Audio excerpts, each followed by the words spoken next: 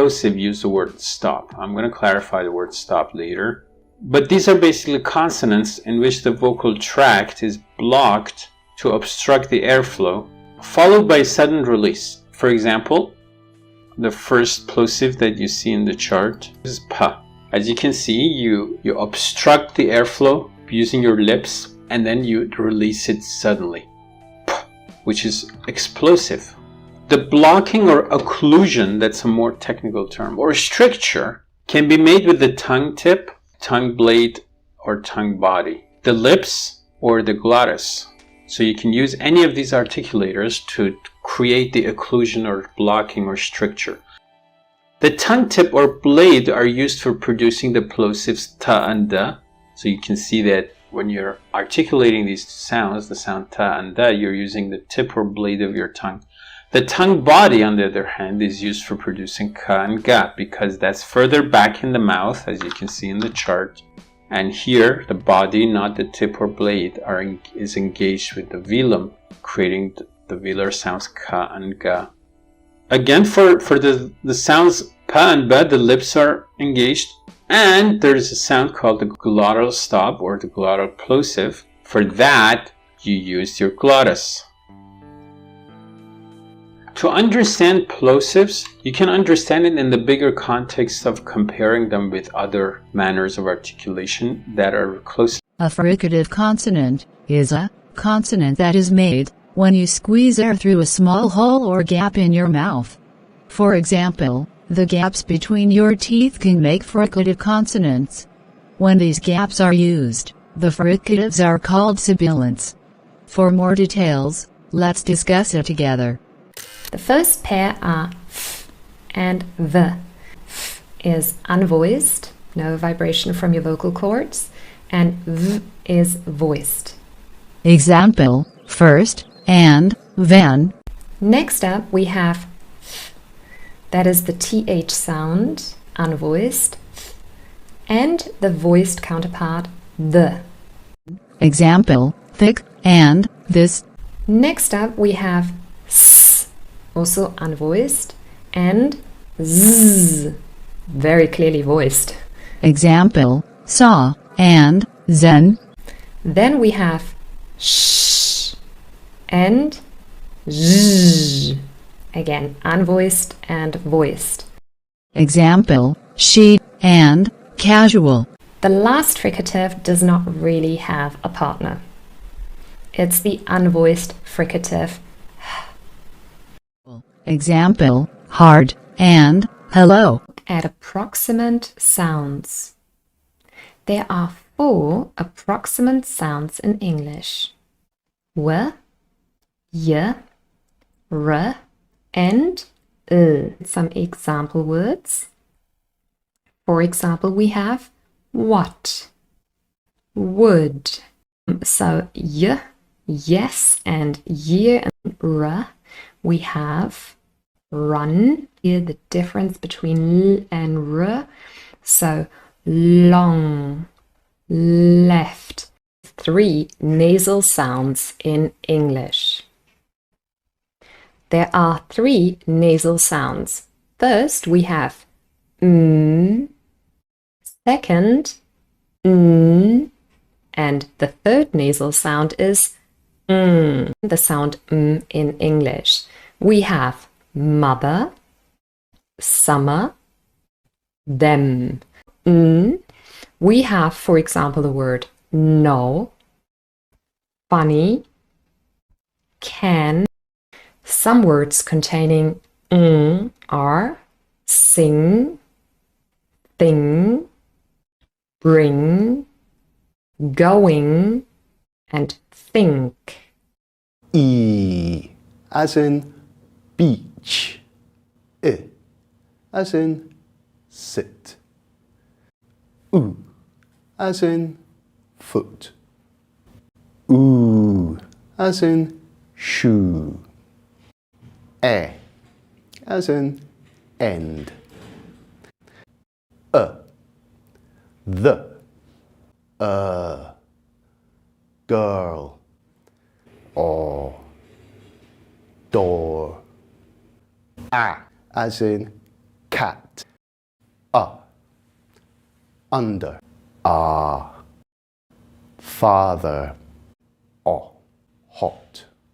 A diphthong is a type of vowel sound that is made up of a combination of two single vowel sounds but within the same syllable. Each column is arranged according to the second sound in the diphthong. In the first column, each sound ends with a sound. Ear, ua, and air. In the second column, each sound ends with a e sound. A, oi, and I. And in the third column, each sound ends with a u sound. O and ow.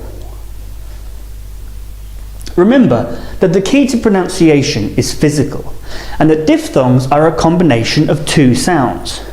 So your mouth will change position as you say the sound. So as you say ear, your mouth should open a little bit, starting on the I and finishing on the ear. As in the words year, here, and really. This is a combination of u and ua. Again, your mouth should open a little as you go from the first sound to the second sound, starting on the u and finishing on the ua, as in the words hour, power, and during. We have a combination of and air. This time both the vowels are on the same row, so the mouth doesn't open or close. The main difference is the shape of our lips and the origin of our sound in our throat, starting on the and finishing on the air, as in the words there, where, and parent.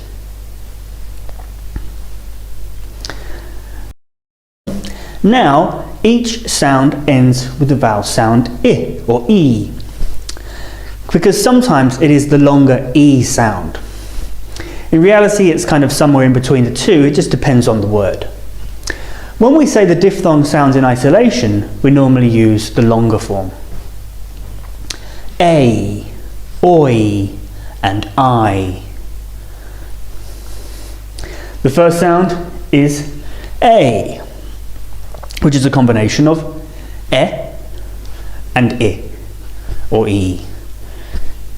This time we need to close our mouths a little as we say the sound, starting on the and finishing on the I or E, A, as in the words they, say, and make.